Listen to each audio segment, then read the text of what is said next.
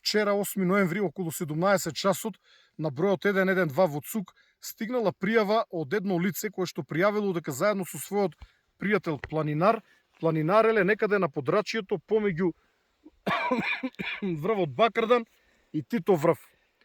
При тоа лицата не успеале благовремено да се симнат од ова подрачје, се изгубиле поради настапувањето на ноќта и побарале помош. Од страна на Центарот за управување со кризи веднаш е известено МВР, ДЗС, итната медицинска помош и територијалната противпожарна единица од Тетово. Набрзо потоа полициски екипи и тимот на пожарникари се упатиле кон местото на несреќата. Половина час подоцна повторно се јавило истото лице и пријавило дека второто лице на кое што му се слошило, паднало, се лизнало во некоја бездна, за кое што тоа немаше информации да пријави колка е, се работи за бездната позади мене, која што е длабока повеќе од 600-700 метри. Од страна на МВР, поради сериозноста на ситуацијата, дополнително се ангажирани специјалците од ЕБАРА. Местото на кое што дошле специјалците и другите полицајци, како и пожарникарите, е ова место кое што е со снег, кој што бил замрзнат и било исклучително лизгаво.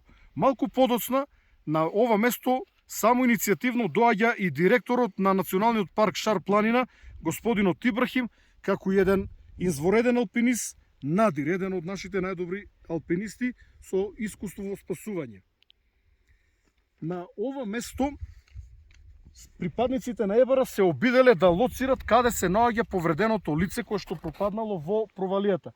При тоа старешината од ЕБАРА се упатил во оваа насока, од каде што можел да има преглед, иако било ноќ, сепак имало полна месечина и имало одредена видливост.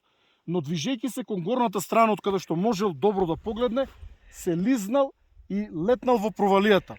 Пропаѓал по она што подоцна го видовме, повеќе од 600-700 метри. Завршил во провалијата.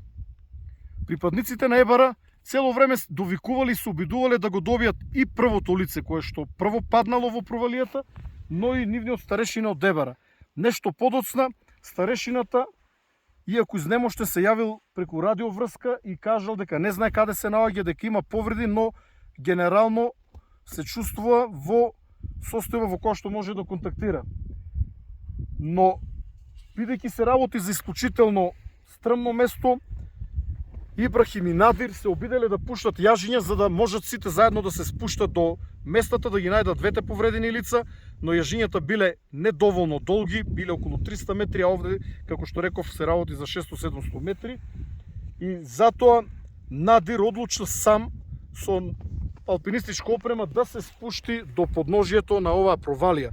Веднаш потоа се упатил, би рекол со надчовечка храброст, со еден херојски чин, низ оваа провалија и движејќи се надолу најпрво налетал на лицето кое што прво паднало. Лицето било без свест, имало видливи повреди, не можел Надир, алпинистот Надир не можел да го почувствува пулсот, но во тоа време слушнал како довикува старешината од ЕБАРА. Надир се упатил кон старешината кој што бил во непосредна близина, не можел да го детектира само од глас, но ја забележал сијаличката од неговата радиостаница која што светела и потоа успеал да дојде до старешината од ЕБАРА.